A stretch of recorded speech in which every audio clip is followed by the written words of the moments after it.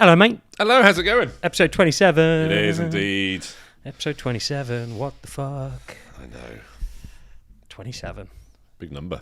Not as big as 28, which will be next week. So let's try and make this a decent one. Yeah. Lots to get through. Lots to get through. It's Lots gonna to get through. It's going to be full of content, that's for sure. Oh, saddle up those horses. So we're getting ready for it. Saddle up those horses. What are we talking about, mate? What are we talking about? Oh, we're talking about someone's leaked some information. Some send reform information. Send reform information has been leaked. So we love a good leak because you kind of wonder, is it somebody that's disgruntled and has leaked it? Or has it been deliberately leaked to gauge public opinion? If it's not real, it's very imaginative. Oh, It seems pretty genuine. It seems like it's either legit, what they've got in the pipeline, or it's just another one of those little, let's sprinkle this out there and see what the reaction is type things. Yeah, so, but it's been described as credible leaks. Yeah. From the same source. From the same source about the upcoming Send white paper. And they've been published in the iPaper and the Financial Times. So usually they're kind of papers that have good sources and tend to validate them before they print something. So it's come from the same source. It was almost a week after the last Send conversation that we went to in London. Yes. Which seemed interesting. Nothing came before it. It was that's finished. It seemed to have waited till after the Send national conversation. So obviously lots of people will read into that. We need to give props. So this valuable information came from the Send Rights Alliance, who, if you're not following, you need to follow because she's on the ball, isn't she? She is absolutely on the ball. Finger is on the pulse. Oh yes, finger is definitely on the pulse, but she's great at breaking down the information. As well. Really good. Really, really good, and it's helped us massively. Because it's given us a starting point to delve into this. So the leaks suggest fundamental changes to disabled children's rights. And they're saying nothing is confirmed yet. I love that. Yeah, I know, yeah. But the consistency and timing makes this impossible to ignore. So we're not going to ignore it. But the white paper it's expected out in February, isn't it? Yeah. So we just carry on living in this kind of limbo of uncertainty until then. Yeah, if this is just a little test the waters and see, it's very close to when the white paper's supposed to be coming out. Yeah. Which makes me think... So how long do you leave it to test? Exactly. We're at the end of January now. That's what I mean. Or is it a softening up of the general public before they release it? And unfortunately, it's not the majority of the general public that needs softening up. No. But we'll get into it in a bit, but this isn't just about people directly affected by Send. This is going to affect the wider community, and they might not realise it at the moment. But by not doing it right now, it is going to affect everybody at some point down the line. It's going to be a bit of dominoes. It'll affect the Send families first of all. Yeah, like overnight. Yep. And then you just watch for the knock-on effect in schools, teachers, the care system, welfare. Oh, it's going to trickle employment. Down. It's going to trickle down. So this is not about fear-mongering, but we're going to digest it and see what happens with it. So one of the key things that came out, and this ties into the question you asked about EHCPs, if I was sceptical, I'd probably say this is why this question keeps getting battered away. Yeah. Like, we can't answer the question on EHCPs because there's potentially going to be a 4-tier Send system. Yeah, a 4-tier Send system, and unless you are born with a disability, which most of these children are... Yeah. Unless you're born, so I think some of the examples they gave were like Down syndrome, cerebral palsy, things like that. You'll get an EHCP immediately. Yep. Everybody else will have to basically pass through these 4 tiers. So if you've got complex needs from birth, you'll automatically receive your EHCP. Yeah. The rest of you will have to go through the Hunger Games, from the sounds of things. So a 4-tier system, like you haven't got enough shit to deal with. Yeah. So the proposal that's been leaked suggests 4 non-statutory support tiers, with the golden EHCP would sit above all of these tiers, but you now have to get through 4 additional tiers, like the worst game of Super Mario, and at the end of it, there'll be a final boss that you get to deal with. I keep laughing. I'm not laughing because it's funny. I'm laughing because it's insane. Non-statutory support cannot be appealed. It can't be appealed. Can't be appealed. Who's this in favour of? This is in favour of the families, is it? It's just nuts. So, So all other children, you would start at level 1, universal support, and then you'd be forced to move up through all the 4 tiers, and only then will you become eligible for an EHCP. So you've got to work from level 1 to level 2. I want to see what these tiers are. I want to see what these levels are. Yeah, we need to see what these tiers are. But you know how difficult it is just to apply for an EHCP and get access to that. Can you imagine what it's going to be like? I need to apply from level 1 to level 2, the back and forth to get to there, and then from level 2 to level 3. Yeah. And then from level 3 to level 4. Yeah, the grey zone between the tiers. Oh, my word. Like, and it gets kicked back. It feels a bit like, the NHS fucking paper that you joke about, which is so funny. The grey paper. If anyone's... you probably have. The paper that you first get when you are yourself assessing your child and whether they hit these certain needs. Andy made a really good point, a funny point early on.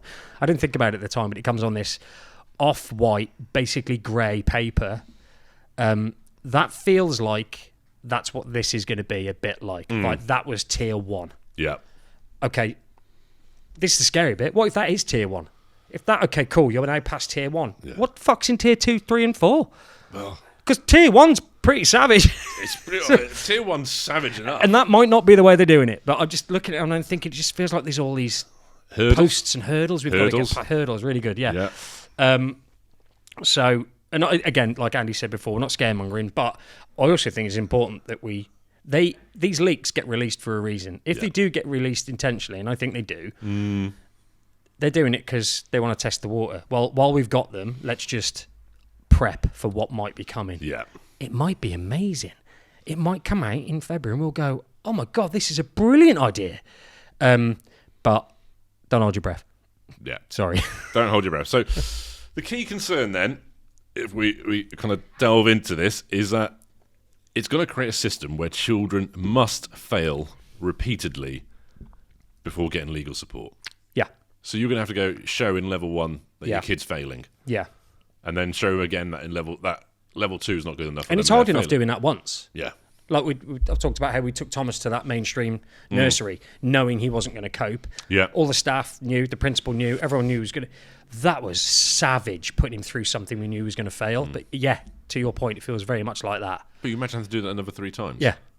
In a different scenario. How long would that take? Yeah, exactly. And how long will your kid have to go through that before it's justifiable? Yeah. How much damage has been done? Yeah.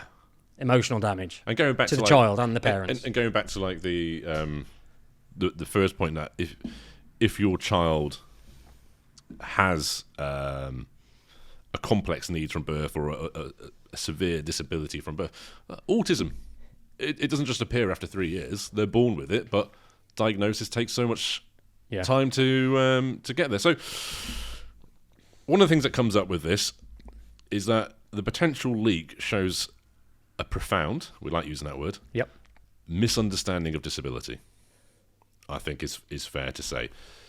And this could be the heart of the argument here. And that's giving them credit. Because credit would be, you've misunderstood the problem. Yeah. One size does not fit It might all. not be that they don't understand the problem. It might just be that they don't give a shit enough. Yeah. Or the funding's not there and they're just like, listen, this is just what we've got to do. I think they understand the problem, personally. Yeah. But that's just me. I don't think unless they're being willfully ignorant. Yeah, but that surely would be a horrendous mistake to make. Of course it would. A horrendous mistake to make. So, there you go. Let's say it does show a profound misunderstanding of disability. Yeah. So we look at the kind of the key points of this argument is that clearly, as we've discussed many times, disability is not linear. No. We've talked how Thomas and Lydia, autistic, profoundly autistic, go to the same special needs school. Both nappies, non-verbal, massively different. Massively different. Massively different. Totally different kids. And you have to also remember that many children don't get a diagnosis in infancy. No. Some have to wait. Yeah, the profundity's not there, or there just aren't the numbers there. Yeah. Or as many parents have said, look, the difficulty with certain traits of autism or everything else associated with being neurodivergent, it can emerge later on in life. Yeah. It can emerge between the transition between primary school and senior school. And then you have the fluctuation or hidden disabilities as well. Yeah. Mixed into that. God, it's hard enough getting these EHCPs as it is. It's just mental. It's so mental. Yeah. But then, like, if you delve into it, into what the leak's saying, even the government's own example doesn't hold up, does it? Oh, what was that? What did they use as an example? I think they mentioned kind of cerebral palsy, but there are certain children with cerebral palsy that don't need EHCPs. Oh, yeah, exactly. So you can be. No, but you fit the criteria, so you have one. Well, I don't require one. Don't need one. And again, we talk about kind of getting diagnosed early. That's not always possible, depending on where you live or the process that you're going through. And some children don't have complex needs. No. And they still. This is a point that's been raised by quite a few experts. They mention complex needs, but they haven't given a definition of what complex is. Yeah, exactly. Who defines that? Yeah. So that would be really useful to know what is complex. They're going to produce a guide with every disability in there. This white paper needs to be detailed, man. It's got to be. Yeah. It can't be. You can't leave it to. It can't be vague. Someone's interpretation of what complex is. No. And who gets to decide that? I bet you knock on a few doors and ask parents, is it complex? And be like, fuck yeah, it's complex. Yeah. But no, but this guide says it's not. Oh, really? And then we've got the danger of a fail-first system. A tiered system means repeated inadequate support, delays to meaningful help, escalating distress and trauma. And we've talked to quite a few parents about this, and you know, in the dads group that we've got, it could push more children out of education. Oh well, that's kind of one of the first things that one of the guys said, wasn't it? Is stand by for all the homeschooling to go through the roof. Yeah. When homeschooling goes through the roof, teachers are going to start striking. Yeah. They're going to start kicking off because they're going to go on welfare because they're not going to be able to get a job because they'll have to stay at home and homeschool. Yeah. So the long-term costs and implications. It's going to affect everybody. It's just like welfare, social care, mental health. You know how difficult it is anyway. Yeah. If you're a parent and your sole life now is staying at home with a child with complex needs. What's really sad, as I was saying today, the biggest thing that could make an impact is teachers striking, in my personal opinion, because it's that thing that strikes at the heart of the economy functioning. Yeah. If teachers strike, kids aren't at school, parents aren't at work, shit hits the fan. Yeah. But what's the knock-on effect going to be for teachers? Like I think we've discussed this in previous episodes, haven't we? That you're going to go out and train every single teacher on how to cope with neurodiversity and these potentially needs of children. Teachers are going to quit. And it's taken parents probably 5 or 6 years to understand their own children. Yeah. And you're going to hold a course over the summer and say, guess what, guys? And also, some of these teachers didn't want to train to work with special needs children. And that's fair enough. They've gone into mainstream. That's fine. They didn't want to do it. And now they've got to deal with a completely different set of issues. The classic thing with this, you start something, say, it's only 2 kids. Yeah. It's only 2 kids in your class. The following year, we might just have to squeeze it up to 3. Yeah. Next year, it's 5. Yeah. And you're still trying to teach neurotypical kids and have neurodiverse children in there. As a teacher, at some point, you're just going to go, this is too much. Yeah. And then what now? We have a Senko lead, and obviously there's a Senko lead, but can you imagine the workload now? Crazy. For a lead, and having every parent go, whoa, I need to get from level 2 to level 3. And having to deal with all this. Yeah, it's nuts. Schools are already stretched. Yeah. Teachers aren't specialists. There's no funding, so there's no capacity. Yeah, it does. It's going to end up pitting the teachers and the parents against each other. Yeah. There's going to be a lot of this happening. Oh, absolutely. Absolutely. And then Do you have neurotypical families turn on neurodiverse families because it's affecting their children's education? Yeah, exactly. Well, why? We've said that since day one. And you'll have like the simplistic views of some people going, well, they should just be in a specialist school. No fucking shit. Yeah. You reckon? Shit. Yeah. That's exactly. We know.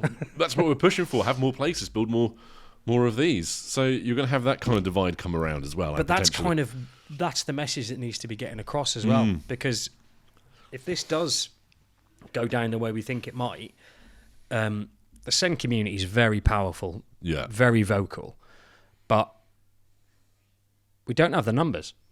We don't have the numbers for a lot of issues that people want to listen to, but that's because everybody doesn't realise that this is going to affect a lot more people than they realise. I mean, the teachers, parents, the welfare state. I mean, again, well, I'm moaning based off assumptions, really. We don't know what's going to be in this white paper. But this is the information that we have. And it's a snippet. Yeah. So this might actually be what's happening, but there might be a lot of stuff on the backbone, the framework of it all, that actually makes it make sense. Yeah. We don't know. We'll do another podcast about that. We will, but I mean, there is some stuff in there, obviously, about, the people losing their legal right. Yeah. Which is the big point with the EHCP, wasn't it? And we'll have a look at that. And there's a bit of the terminology, there's a contradiction around diagnosis that comes out as well. So there's a bit of hypocrisy here. The government narrative says we should stop medicalising children. All right? They're all children. We should stop focusing on medicalising them. The proposer suggests the diagnosis may determine entitlement to support. So the only way to do that is you're medicalising children, aren't you? Just medicalised them. It's becoming a condition-based system, not a needs-based one. So... Well, your condition says here that you're not entitled to it. Yeah. No, but the needs are that I definitely require it. Yeah. No, it's black and white. This is the condition here. You're not entitled to it. So there's going to be a massive variation within kind of the diagnosis process there. And is it going to exclude children with profound needs who never receive a diagnosis? And that's the issue that a lot of parents and their kids have got now. And then the other thing that springs to mind is if you go down this route and it is a condition-based system, not a needs-based one, is the next step then to look at DLA? Probably. It's like, no, the condition here says you're entitled to X, Y, and Z. Yeah. It's the next logical step, isn't it? Well, I would think you can't have one without the other. No. Because why would you then go, the DLA says I've got the maximum entitlement, but then I can't get it on this education-based system that you've put in place? Yeah. So surely the two will end up marrying up. When that starts to happen... Oh, God. Especially if you do have the knock-on effect of people homeschooling and can't work. Yeah. And now the DLA gets dropped.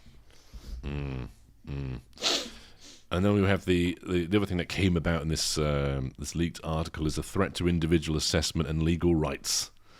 And it explains what we could potentially lose. So EHCPs currently provide individual needs assessments and the all-important legally enforceable provision. And these are the foundation of disabled children's rights. And the right to appeal. And the right to appeal. The leak suggests a reduced or restricted EHCP assessment process, schools deciding provision without legal duty, parents potentially losing the right to challenge inadequate support and only be able to challenge process errors. So as long as everyone can show they followed the process, tough titties. That's it. That sounds like it's going to go down like a shit sandwich. Yeah. And was there anything about, and I don't think there was, retention of EHCP if you've already got one? There wasn't, was there? There wasn't much into that, no, because that is a question that people are going, well, does it start from a set date? Yeah. People are applying. What happens to the EHCPs that are already in place? If you're a SEND-betweener, I mean, we discussed it, do they then keep it in place to the next review date? No. SEND-between, I really feel for them. Like we've said before, I think it's fair to say that Thomas and Lydia even if they did get their EHCP reassessed, they'd be at the level where they'd carry on getting the same support they're getting now. Yeah. But this is scary for a lot of parents. Yeah. Yeah. Well, and again, it's the unknown. The unknown is scary. It's almost better to see this as shit as it is than what it was a week ago when no one had a clue. But we got an email today. I'll just kind of read a little bit about it. It's from a lady talking about her granddaughter who's 5. This might sound familiar. Non-verbal, severe learning disabilities, still in nappies, sent to a mainstream school, along with her neurotypical twin brother. And the parents have objected and tried to fight it. The child has elopement issues. Whilst at school, there's been many occasions where nappies haven't been changed. She's eating stones outside. And they've asked for urgent review into it. I believe the mother had to record the conversation or the review on audio on her phone. And then the EHCP that was promised was not amended. And nothing was taken into account until she pulled out and said, I've got the recording of the conversation where you've promised all of these things. Have they sorted it now? They said now we'll look at it seriously, so they're trying to find a place for her in a specialist school. So that's it, folks. You can't trust anybody, any professional, unless you record it so you can basically use it against them. That's the only position where you're safe. How have we got to have this fight? Have we got all the details? Oh, I've got all the details. Yeah, we need to follow up with that. Yeah, we'll follow up with that. But that's the same level of... That's Thomas and Lydia. Yeah. Stick them in a mainstream school. Oh, what? How many more kids are going to be like this? No, but we followed the process, and it says that that's happening while the current framework is still in place. That's in the current framework where we have some which kind of works, some legal protection. But can you imagine now where it's going? No, there's no, as long as the process is followed, and the school can show they followed the process. Yeah. The school could essentially say, yeah, we did an assessment and we assessed that they could go mainstream. But then, like, if you're a mainstream teacher and you've got a kid like that, like the teacher must be tearing her hair out. It's like, why is this kid here? Yeah. How am I educating the children on the Romans and I've got a kid like this in here? Yeah, that's nuts. That's just nuts. It's. I mean, I know there's situations where sometimes parents they're struggling to digest the whole autism thing or whatever the disability is, so they want them to go to mainstream because they just feel that if they do the opposite and they go to specialists, they won't be able to grow and be the best they can be. But that's the system just sent that kid to a mainstream school. That is the system. That is the system. But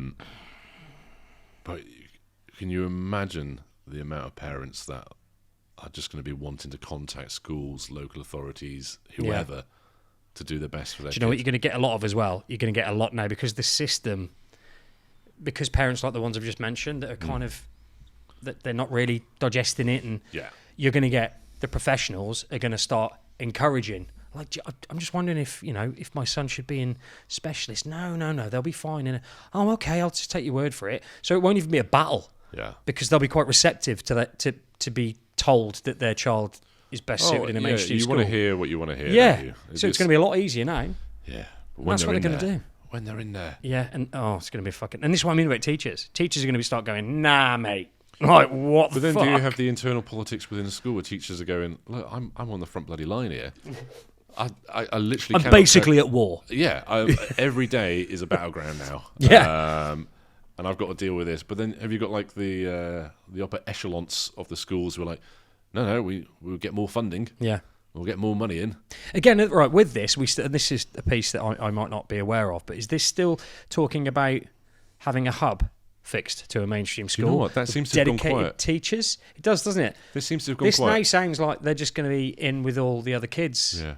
I don't know that, but I haven't heard them mention hubs for a few months. Like, how many schools already stretch to capacity? Yeah. And then what, you're going to find room to build a dedicated hub? Yeah. What, for children between the ages of 11 to 16? Yeah. There's going to be a hub there. Yeah, one big classroom for all of them? That's just another school.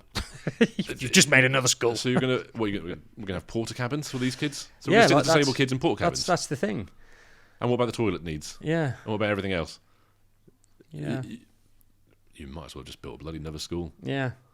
to deal with that. It's a weird one. It's fun. And who's gonna take on that responsibility and to be dedicated to? If there's any teachers that want to get in touch, by the way, let us know, because they must have been approached. They must be. Schools must know. Yeah. If the white paper's coming out in February. Oh, there'll be consultations that have taken. We exactly. know a couple of people that have been on consultations. So if you want to get in touch anonymously, we will absolutely keep it so that you are anonymous. Yeah. If you want to tell us what the fuck's going on, that'd be great. Yeah, because you've got the funding thing as well. So there's going to be, apparently, according to this, maybe a shift away from individual funding. So you've got to follow the money now. So the report suggests less funding tied to individual children. Okay. More money given directly to the schools to, in quotes here, manage needs generally. Cool. Whatever that means. Yeah. So we're taking the money that's tied to the individual child, and we're just going to give it to the school they're assigned in a big pot. Just going to go in a pot. Yeah, and the school will manage the needs generally. But that's because they're not going to specify an amount of funding per child. Yeah. I'm guessing there's just going to be a local authority who's going to receive X amount of funding every year based on the amount of children with special needs. But then what do you do? You're going to... And it's just going to go in a pot. Are these schools going to generally go, oh, no, we're going to get dedicated, fully trained, send teachers in. Where are they? Yeah. Where are these? It's going to be a hard one to audit, that is. Or they're going to have some schools which are really good at going, we can make this little bit of money stretch, and then we could use some of the money to for get some new PCs. Yeah. I mean, but where's the accountability to that? Yeah. Well, accountability. We'll talk about that in a minute. So there's no clarity again on legal obligation to meet needs of these children. Right. Just that. There's no legal obligation to meet the needs of the children. Yeah. Okay. So, at the moment, there is an obligation. Oh, yeah. And they're failing repeatedly. Yeah. But now, if we remove the obligation, they won't there's fail. No obligation. We won't fail because there's nothing to fail. Genius thinking. Amazing. So no accountability if the support is inadequate. And we already know what happens when there's no enforceable duty. That's how the current crisis began. So this can only make things better. And another point we've just kind of discussed there, the impossible burden on schools and teachers. Yeah. I know if I and again, sorry, I'll say what I was going to say. If I train to be a teacher and now suddenly I'm obligated to look after children with special educational needs, I mean, okay, are you going to pay me more?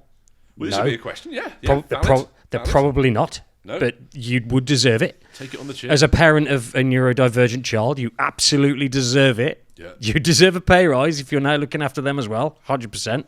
And what we haven't talked about is all the parents out there. I am telling you now, if you're listening, if you happen to be listening to this podcast and you're a parent of neurotypical children, your children are going to be affected negatively to some degree if your child's teacher is also having to deal with children with additional needs.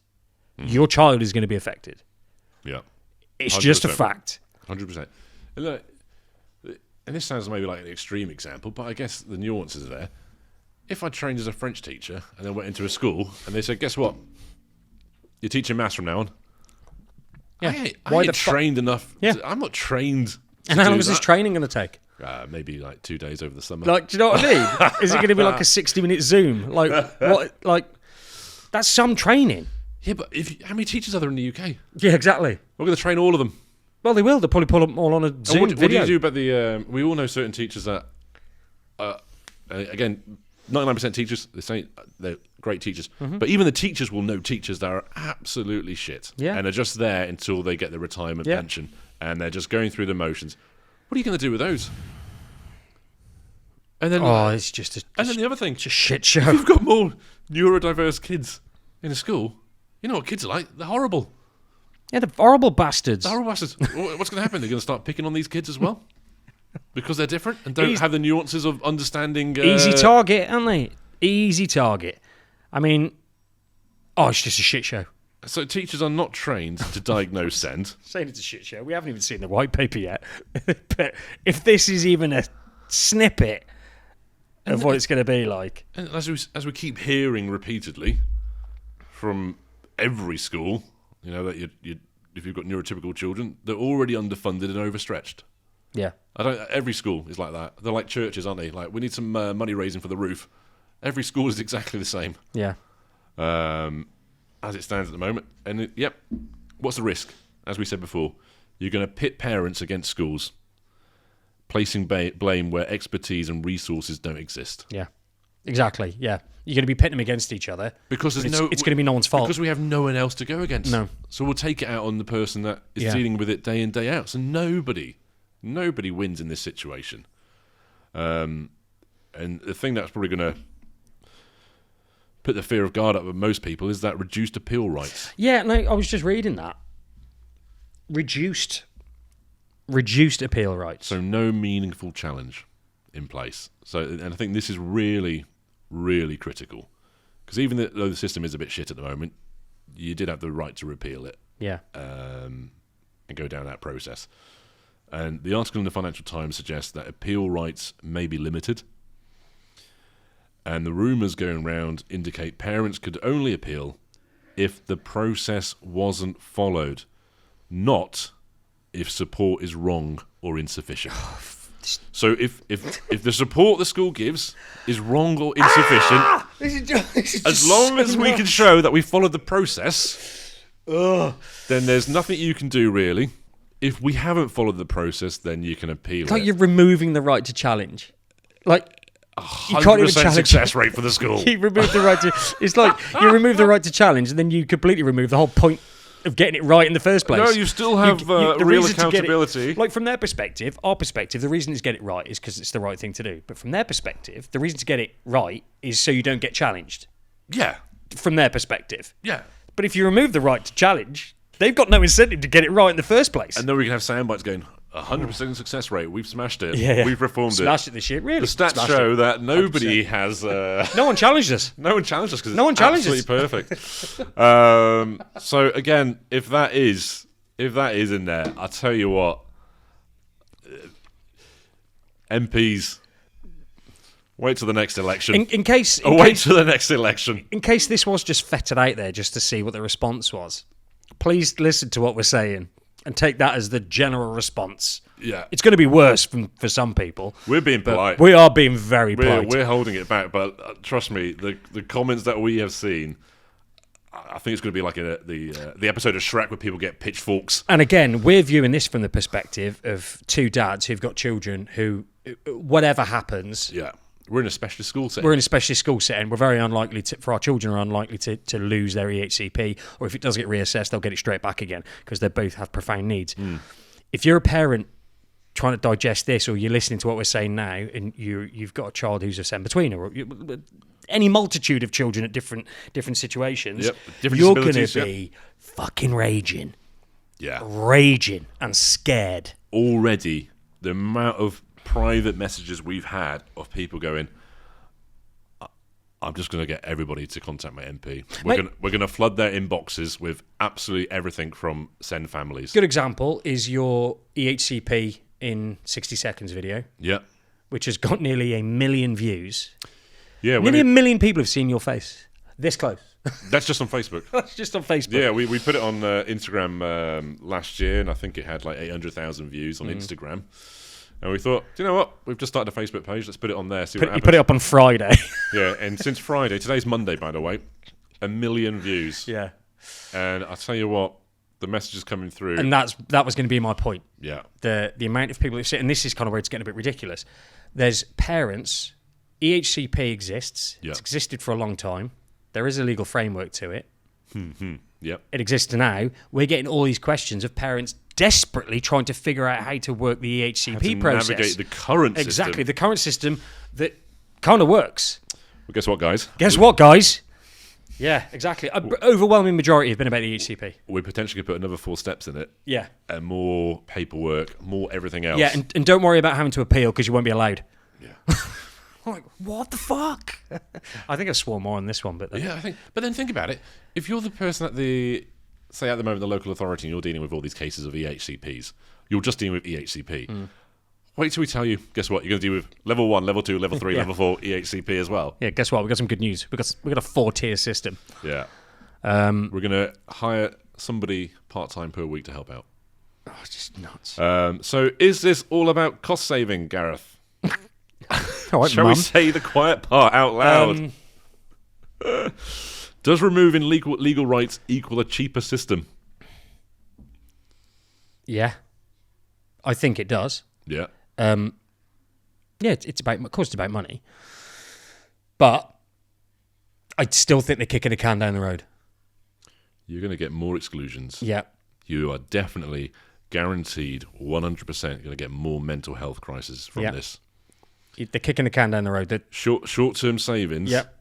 You might just be thinking, I don't know whether they are thinking short-term or, and can say we've made immediate savings, but the long-term damage and knock-on effect in everything else. Do you remember when we talked about, I had a bit of a rant, it's not like me, I had a bit of a rant in one of the early episodes. I was going to say, I've not heard you rant in a while. It must have been an early episode. I think it was when this was announced, and I may have dropped a C-bomb in the conversation, but we were talking about prisons and how many, or what the percentage is of individuals that are in prison that are neurodiverse. Yeah. And I made a bit of a sly comment going, well, whatever happens, at least we'll have somewhere to stay under this government or under this regime.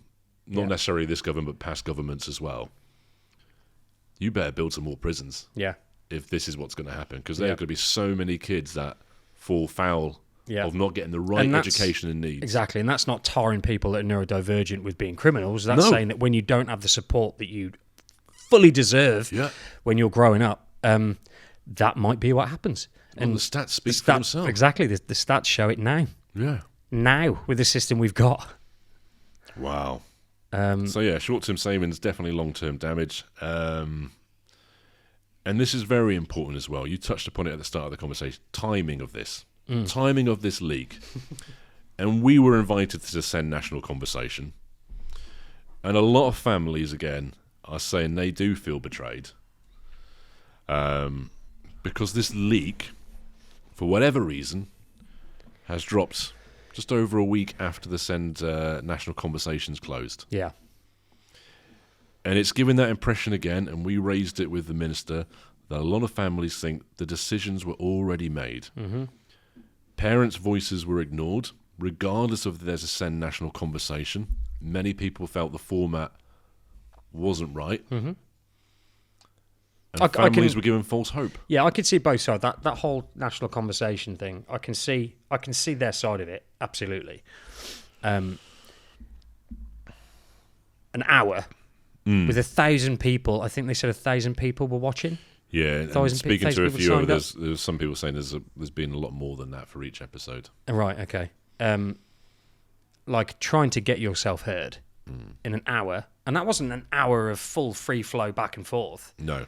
I think there was maybe twice where they voted on the screen, and like the questions were like, you didn't need to do that. I could have told you exactly what the results were going to be. Yeah. Like, what do you think of the system and the support you've been getting? I'm going to be like, that's going to be 90%. People shit. saying it's shit. Yeah. Like, why are we doing this? You don't need to.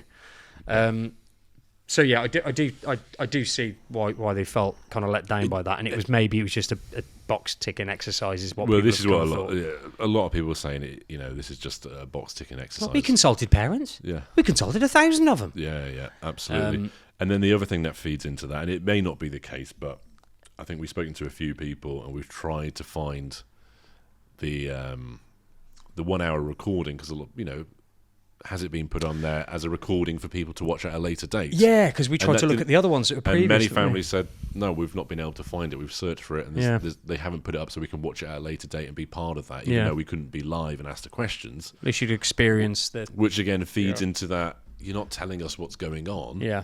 So we're going to put 2 and 2 together, and we may come up with 4, we may come up with 5, but we'll work with what we've got. So, again, going back to what this could mean for children with existing EHCPs, we don't know. The uncertainty is terrifying. Yeah. It genuinely is terrifying. It's almost worse to know nothing at all. It is worse. If you know a shit plan, you can prepare for it. Oh, yeah, absolutely. But when you don't know anything at all... And these leaks as well, this is the other thing, they're unclear whether children with EHCPs will keep them. That's a big one. So you would have thought, if I'm leaking something, I'll say, yeah, you're safe. Yeah. It's everybody else that comes afterwards. Yeah. First line, if your child currently has an EHCP, this will not be affected. Yeah. Then carry on. It's just a little bit... Yeah. And how many parents have fought tooth and nail, tribunals, God knows what else? Well, we know people that have worked... to get EHCPs. Years. We talked about families that have remortgaged their homes. Yeah. And again, we're not scaremongering. That it might be the case that you're not going to lose your EHCP. But no, they haven't stated either way. Haven't stated. But again, to be fair to them, this was a leak. The white paper hasn't been released. Yeah. If the white paper comes out and it's not in there and there's details missing, then obviously scream about it. But we need to talk about what's in front of us. Exactly. All we can do is talk about what's been leaked. To prepare people or just make them aware. Exactly. But again, with the EHCPs, removing that legal rights usually means reduced or removed support. Yeah.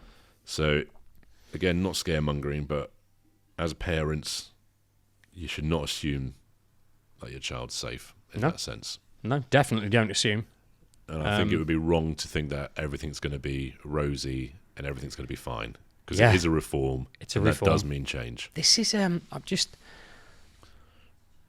what's kind of bugged me with it is they've completely overhauled, or they're going to completely overhaul the system from top to bottom by the looks, instead of kind of fine-tuning things that weren't working. Yeah. Do you know what I mean? Like EHCP, for example, they've talked about digital IDs. Actually, we haven't mentioned that. We're coming on to that bit. The digital IDs bit for the children. Yeah. I am absolutely for digitising the system. That's what it needs. Because the amount of paperwork, actual paperwork that is still flying around. Well, you should be able to digitise the system. Yeah, exactly. But that shouldn't be too hard. And you should be able to do that without most private digital sector IDs. Companies are digitised. Jesus Christ, just go to Tesco, look at the club card. Just get a Google Drive, guys. Yeah. There's no need. There's no need for it to be like this. No. To be this painful, time-consuming. Yeah. What am I filling out paperwork? Yeah. Exactly. Surely I can log into account and do everything there. Oh, look, when you have to fill in your EHCP review, we're still doing that. Do you know what? And you have to write it from the perspective of your child and then what you think. But there's various other services for the government that is digitalised. This will affect many families as well. Child maintenance service. It's a digitised system. Yeah, it's shit, but it's digitised. Yeah. Yeah, because it makes money. Yeah. It's just bizarre. But I don't know why they haven't implemented that stuff, because that would have been cost saving.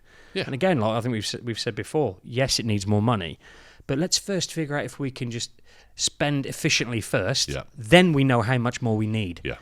But they're just throwing. But this is creating more paperwork for everyone now to get their heads round. Yeah.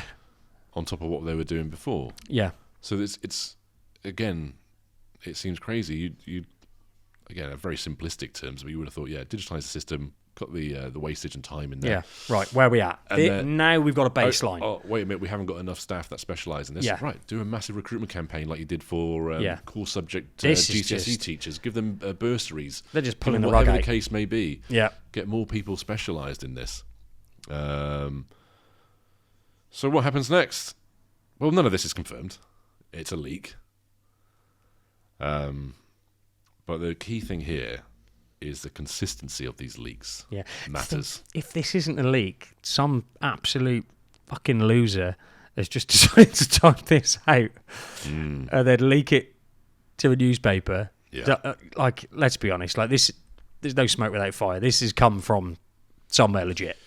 Well, for a paper like the iPaper and the Financial Times to produce something, you must have a source that you know is reliable. I can't just turn up to the Financial Times iPaper and go, guess what? I've got a leak. Here it is.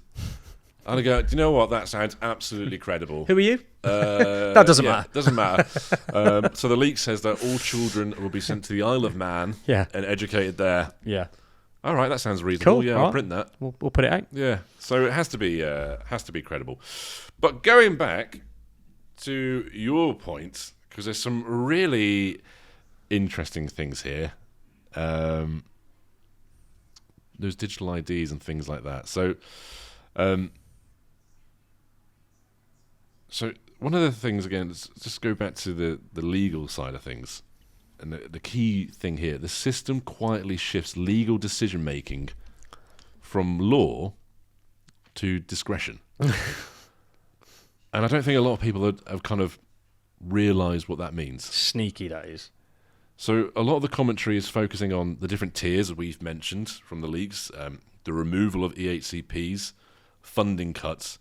But there's also a deeper issue here that's kind of, I don't know, just kind of slid under, hasn't it?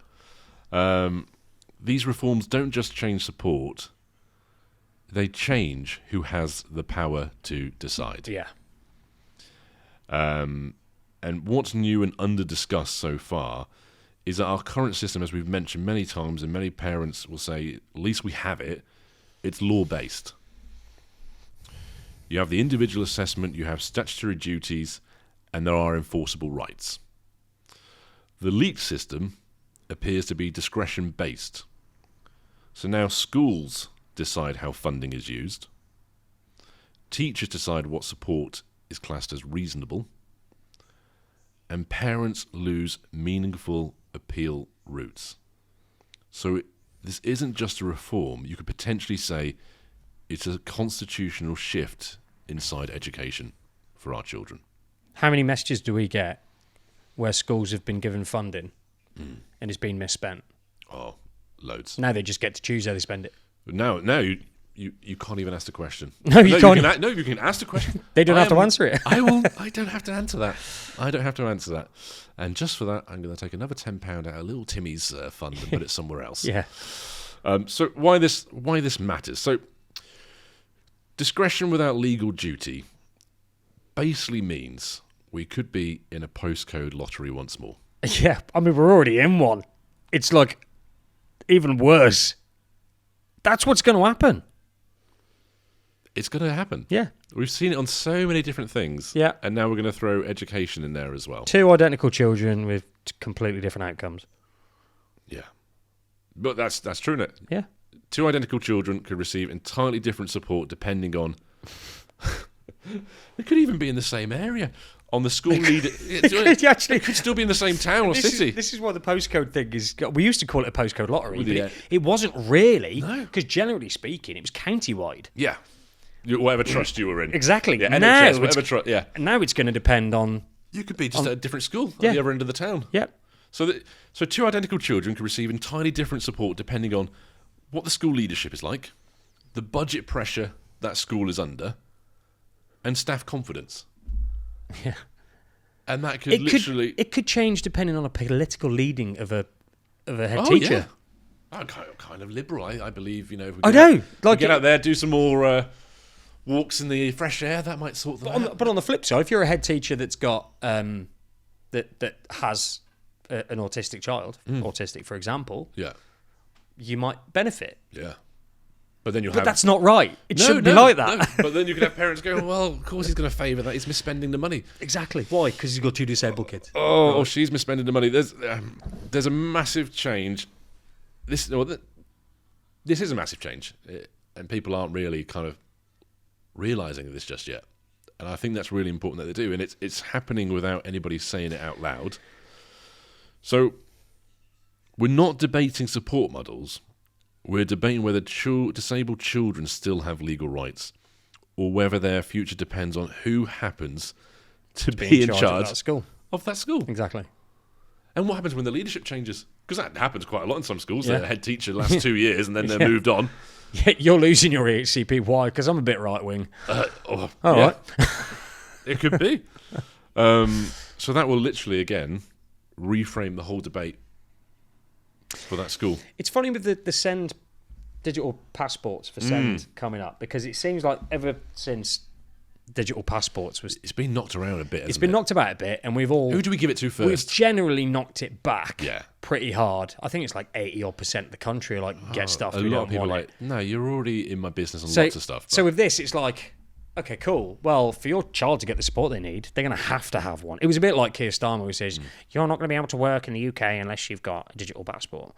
And everybody just went, get fucked. You still need us to work because we need the taxes. Yeah. Exactly. So with this, it feels like it's the other way around. Like, if you want your kid to get the support, if you refuse the digital send passport, that's on you. Yes. You clearly don't want them to get the support they need. Yes. You need a digital passport. So the digital send passport, and this is another risk that people need to get their head around. It potentially could become a compliance tool, as you said. Yeah. Not a support tool. Yeah. We'll dress it up as a support That's tool. why. It just seems to have come out around the same time. Yeah. So you can hear the words digital passport and everyone thinks, that's really efficient. Yeah. But there's some hidden risks in there. I guess the unspoken danger about it is this could become a cap on support, not a reflection on the need of the child. Yeah. A static label that follows your child. And they're going to have that for life. No, like your digital passport says you're this. Everyone else could refuse the digital ID, digital passport. They'll have it for life because they're disabled. Yeah. And it also becomes a justification for why nothing more can be done for your child. Yeah. So, if we're working to that tier system, if the passport says tier 2 support provided, then as a school, you could argue, well, the right support was offered, the process was followed. Yeah. There is no escalation required. Yeah, it's that process bit again, isn't it? You can prove the you've done... digital passport says that. So even if your child is drowning and clearly can't cope, this creates kind of administrative proof without educational outcomes. Yeah. So a digital passport might show that support was recorded, not that it actually worked. And that's the thing. We go to the passport and say, look, all the support was provided. Yeah. But then you argue, well, none of it actually worked. Okay, no, we followed the process. The digital passport says this. Yeah. And where do you go from then? Exactly. Nowhere. You got nowhere to fucking go. You go nowhere. Nowhere. You can't appeal. And this is something that you need to get your heads round about this. It's not like we're just going to do it to make life easier. Because nothing in this sounds like it's making life easier for SEND families. No, it's making life easier for them. It's making life a lot easier for the... powers that be. Yeah. None of this looks like it's actually gone, this will make a SEND family's life easier. I think it will streamline. If everybody was... Like, the system itself, I'm sure is going to work quite well. But it's going to... And when I say work, I mean it's going to do what they want it to do. Oh, yeah. Yeah, I reckon it's going to be pretty slick. But it's going to be an absolute fucking nightmare for countless parents and their kids. Yeah. Yeah. This it sounds horrible. This will cost lives. Yeah, well. This will cost 100%. lives. Yeah. And children as well as parents. How many... And this is something that happens as well. And if you're an MP or somebody in this process, I hope you fucking listen to this as well. The amount of parents that have contacted us, even though their child has EHCPs, but they're not being followed properly, the amount of parents that have had to say to us, my child is talking about ending their life. Yeah. And we had that one dad, you know, at the very beginning, and that caused many, many other families to reach out going, my kid's 9 and she's talking like that. 9 years old, can't cope, doesn't want to be here anymore. And then how many parents are going to go, I just can't cope with this. Yeah. I just can't. I can't do anything. I feel helpless. The only way out is... Yeah. Yeah. You're going to record that in your digital passports. Yeah, because that's happening now. Yeah. That's happening now with the legal framework that we have. So... Put this in place. Yeah. And how many parents, again, are able to navigate the system as it is? Well, do you know how many times me and you have responded to someone asking for help and we've gone, this is what you need to do. Yeah. You do this, here's a letter template, fill that in with all of your details, send that. When they don't respond after X amount of weeks, then you send this letter, and you do this. There's not going to be any of that. Yeah. Because all of that is about appealing and rights and legal framework. We're not going to be able to advise people like that. We're not going to be able to give them templated letters. Yeah. Yeah. We need to speak to Ed Davey. We should do. I reckon we try and speak to him. I think we should. Because at least he understands this. At least he gets it, yeah. Yeah, and I'm sure there's many other MPs that have family members that will be affected by this. Maybe they should be the ones trying to fix the system.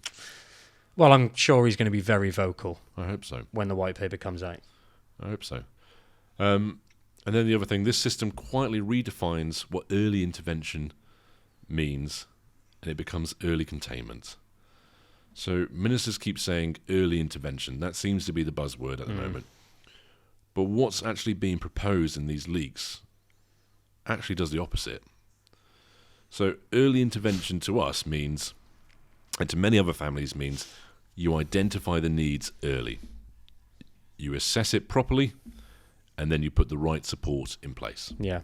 And in an ideal world, that's how it's supposed to work. We know for some people it works like that, some people it doesn't. Sorry, go on. Now, what it risks, or now it risks meaning, you place children in the lowest tier possible. Yeah, of course you do. You start off level 1. You put them as low as you possibly can. You got to work your way up. And that delays escalation. And that is a great way to manage cost and risk, and not the actual need of the child. I'm just looking here at obviously early intervention versus early containment. See the word containment? Yeah. So it reminds me of? What? This is like being an 80s kid. Ghostbusters. Yeah. That big thing that they used to catch ghosts in. Contain them. That was the containment field, whatever the fuck it was called. It was like, you catch them, stick them in there, forget about them, they're done. Yeah. It feels like that. It's like, okay, let's identify them. Okay, cool. They're over here now. Let's just fucking keep them over there. Keep everybody quiet. Do you think as well, in going through this process, that you would have thought out, okay, say we have, I don't know, I'll pick a number, 2 million SEND children in the UK. It might be more, might be less. I haven't got the figures in front of me. Do you do a cost analysis of that and say, well, let's play with the different figures. How much does it cost if 2 million have EHCPs? How much does it cost if 50% of them are level 1, 20% level 2? Yep. 10% and 10% level 3 and 4. Yeah. What's that cost analysis model look like to the yearly expenditure? Do we play around with these figures, move the slide up a little bit, and see what that happens then? Yeah. All these factors come into play because we know, we've said this: when you're born, there's a price attached to you, isn't there? Yeah. How much it costs to educate you? How much it costs you to get you into the working environment, and then how much you return on average in terms of revenue or tax over your lifetime, NHS costs and everything else like that for you before you die. It's all part of it, isn't it? 15%. So it's between 15 and 20%, but it might be more than that. Obviously, we had a conversation with Ben, didn't we, last week? Even if it was 15%, that's about 10 million people. Okay. Yeah. So what are we talking about here? Return on investment? Yeah, exactly. And obviously, a decent percentage of that is going to be high functioning. Yeah. And they won't have EHCPs and stuff like that. But yeah, it's pretty scary, and it is going to be a profit loss type deal. That's what it's going to be. Our governments they work like businesses, don't they? That's kind of. Well, you'd like to think they work like businesses, but I don't know many businesses that just piss money up the wall. Well, no, but they throw money to one side, don't they, and avoid paying. I suppose. Yeah. They buy shit they don't need to avoid paying tax. And well, it's easier to go after disabled children than it is to go to the Cayman Islands, isn't it? So. And this is, and it's a sad fact. I kind of saying it out loud is kind of hard, but if this does go sideways, as a community, we need to get vocal. And I don't mean obviously not smashing shit up, but we need to be heard. And sometimes it's hard to be heard because everyone is so busy. This isn't like something that affects you, whether it be farmers, for example, when they kick off because they're being shafted. Yeah. Well, they get in their tractors because they can, and they go and block roads. A lot of parents, when this is happening, they feel so helpless. They can't leave the house. Yeah. A lot of them. So Yeah, you can't get to a rally in London. You can't get to a rally in London. Yeah. They haven't got the money to get to a rally in London. No, of course not. But it's these are the things that make it easy to have disabilities as a target, because... What are you going to do about it? What are you going to do? You're not going to come down here, are you? What are you going to do? Exactly. With your fidget spinners. Exactly. What are you going to do? Yeah. And I think it is a bit like that. Well, I say if it does go sideways, then you find your local MP, you get every family member who's affected or is in your child's life, you hammer that MP's inbox continuously. If every family does that, so they've got nothing they can actually look at, no other cases, but everything in their inbox, 90% of it is... Hammer it. It's hammering them about this. Yeah. With the reminder that there is election coming about. Your seat's not safe. When is it? 3 years' time now? 2 years, 3 years, who knows? Who knows what Mr. Starmer wants to do. Yeah. But you just make it uncomfortable that this is the only topic that matters. Yeah. Not about someone's legal boundary on a bloody fence or something like that. No. You just hammer them again and again. I haven't had a response to my email of 2 weeks ago. Yeah. Every member of the family does exactly the same. Yeah. It's within your rights. It's still legal. But you make it such a big talking point that it can't be avoided. And it's all very well. It's great having the campaigns where we all attach our signature to something. They're great, and they have a place, and they are important to do. But they essentially get handed into Downing Street, and I don't know what gets done with it. X amount have to be signed, don't they, for them to have a conversation? And then okay, cool. They have a conversation. Then what? Yeah, it doesn't enforce anything. It's a very good point, and I'm glad you raised it. And I've spoken to many. Blah blah. I don't think I've ever seen one that has actually come into fruition. I think you just absolutely find your local MPs, you get into the community, and you organise yourselves. Yeah, you need to do things that directly affect them. Yeah. And signing a petition and then being forced to have a conversation for 10 minutes down in Parliament isn't really affecting them. No. They have much more difficult conversations behind closed doors. The risk of them losing their seats and just not being able to get on with any other work apart from this. Have you seen Kemi Badenoch's move to Reform, by the way? Yeah. No, not Kemi Badenoch. She's... going to have to find now. It's not Kemi. It's the former... Christ, if she moved to Reform, that's a hell of a step down from... Braverman? Suella. Yeah. Suella Braverman. Yeah. Reform.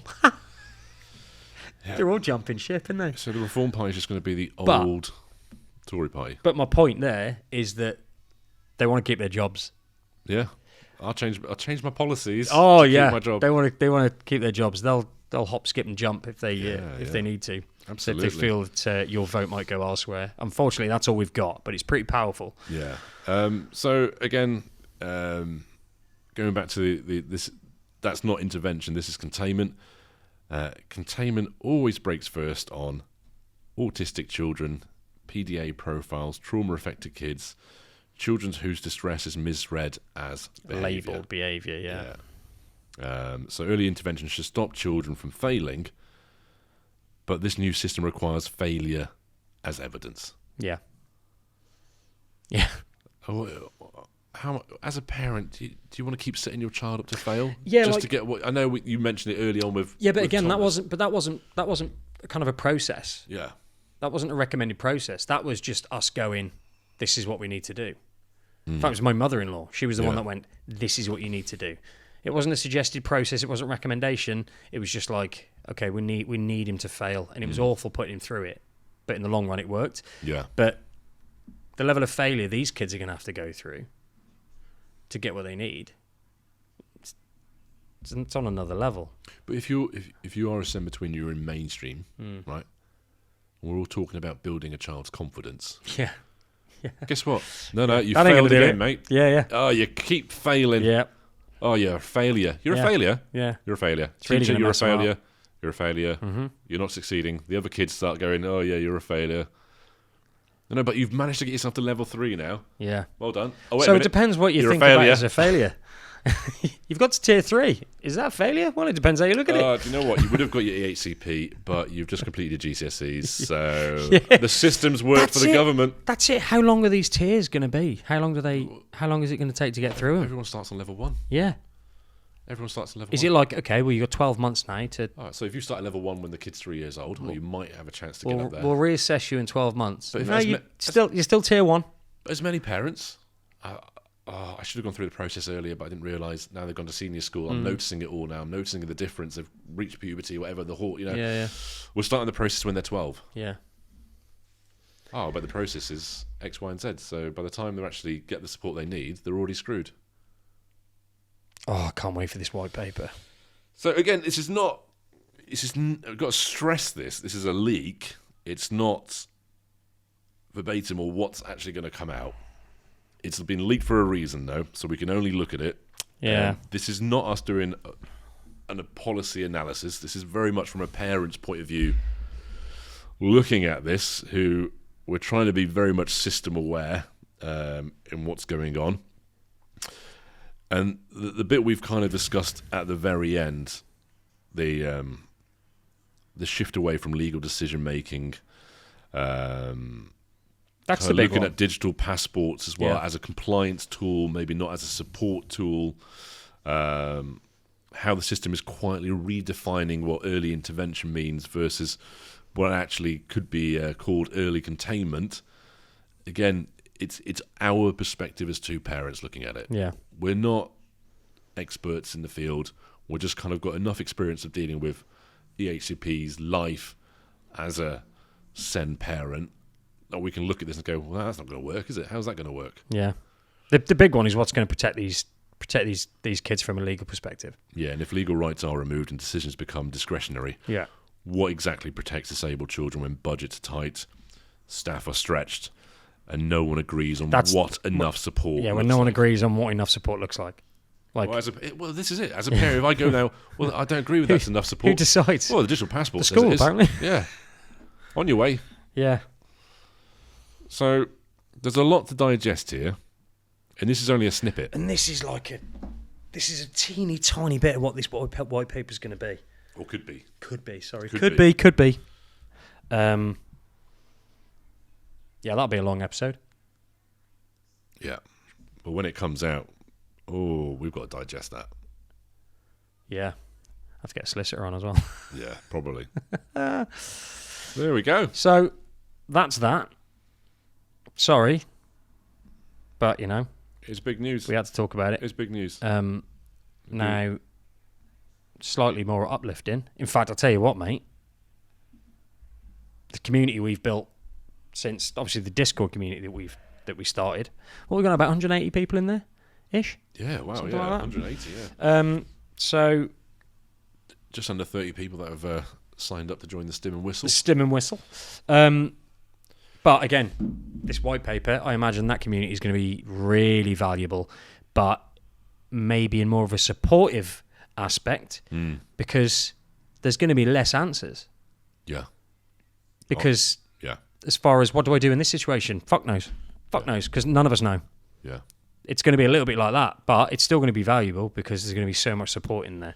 Yeah, and the information will start to trickle out. I'm just, if you don't, a lot of people are alone, and the only people that understand sometimes are those kind of people that are online or in these sort of communities that we've built and various other SEN advocates have built as well. Get involved, get in there, sign up, join up, look at what's coming about, look at what people are discussing. Just familiarise yourself with stuff, educate yourself with information. Yeah. Because you are going to have to be on your game when this comes out, and you cannot afford to be left behind. No. And none of us want any other family to be left behind either. No. It's not dog eat dog or anything like that. No. It's that every child deserves an education, the health, the care plan that they need to reach their full potential. Tough one. It is, isn't it? Tough one. Hopefully But hopefully that's a good episode. Yeah. I'm just going to go do a quick shout out. James Hunt, Stories About Autism. He's got a book coming out soon. I saw a little reel of him doing the audiobook. He's been recording. Just saw he's been recording his audio. Congratulations, James, mate. Yeah, well done. Well in. You're now a published author. Yep. WTF. But yeah, if you want to join the community, you can. It's free. Get in there. Links are everywhere. Yeah, if you want to join the Stim Whistle, it's £4 a month. English pounds. £1 a week. £1 a week, and you can go in there whenever you like. Yeah, and chat to other parents and a few people in there last night. Yeah, absolutely. So that'll continue to grow. And what I'd like to happen is it grows to a certain extent. It's like a proper pub. You can just pop in any night of the week or any time during the day, and there'll be people there that you can just have a chat with. That's it. And carry on. And the other thing is, we've got this bloody London Marathon. We need the sponsors. Oh, yeah. We need the sponsors, guys. There's 81,000 people at the moment on Instagram. We've just hit 30,000 people on Facebook. Yeah. We need to raise £5,000. At the moment, we are stuck on 1,600 quid. This is how I'm going to put it, right? I don't want to sound like a dick, but I am going to sound a bit like a dick. If this podcast, which we do in our spare time with full-time jobs, and we love doing it, don't get me wrong. And disabled children. We do love it. Full-time jobs and disabled children, like a lot of you guys. If this podcast at any point has been worth at least 50p to you, yeah. Hopefully the culmination of all 27 episodes will be worth more than 50p to you. But if it's worth just 50p, please take 5 minutes. Go to the link tree. Less than that, yeah. Take a minute. Go to the link tree. On our bio. And just, because we are getting dangerously close to the marathon, and we are 33% the way through. Yeah, we've only raised 33% of our target. If you could all, like I say, if you think this podcast is worth 50p, preferably more, but if it's worth 50p, please, if all of you went and donated 50p, that charity would be getting a shit ton of money, and it would be all thanks to you and us running for a bit. In the charity is ambitious about autism. We've mentioned them before. They do sterling work for our children, all of our, autistic children. They also do amazing work in what happens after. That's the bit. What happens after they leave full-time education, which a lot of parents are just shitting themselves and about. I've been ignorant to up until a meeting we had at the school. And not just that, they have access. They can put pressure on policy. Yeah. But they're a charity. Yeah. And they require people stupid enough like us to go out there and run these ridiculous sort of events, as many other parents are doing as well, to try and raise funds. So, again, we are going to sound like a broken record, but if you've sent us an email and asked us for advice or help, and we've gone there and we've helped you out, that's got to be worth £1. All right, £1. Doubled it. But yeah, seriously, it has got to be worth £1. So, and the fact that we are here, we are here for you. Yeah. And it's nothing to do with money. We're here for you. If you want anything, if you want pointing in a direction, if you need a template for a letter, if you want to join a community full of loads of other parents, if you just want to be entertained for just over an hour talking about, neurodivergency. Yeah. Is that a word? I think so. We're here for you. But if you could just support us with the London Marathon, because otherwise we're going to have to pay for the rest of it ourselves. Yeah. And I ain't got no fucking money. No, because we're a send family. Because none of us do. Yeah. But okay, I'll stop begging now. Until the next episode. So we'll beg then. In fact, we are going to have to beg on every episode until Anyway, don't make us put reels up of us training. Yeah, don't. Sweating. It's disgusting. Yeah. All right, we'll leave it at that. Perfect. Thank you, mate. No problem at all. Guys, love you all, and we'll catch you on the next one. Have a great one. Or we'll catch you in the Stim and Whistle. Yes, see you there. See you later. Bye. Bye.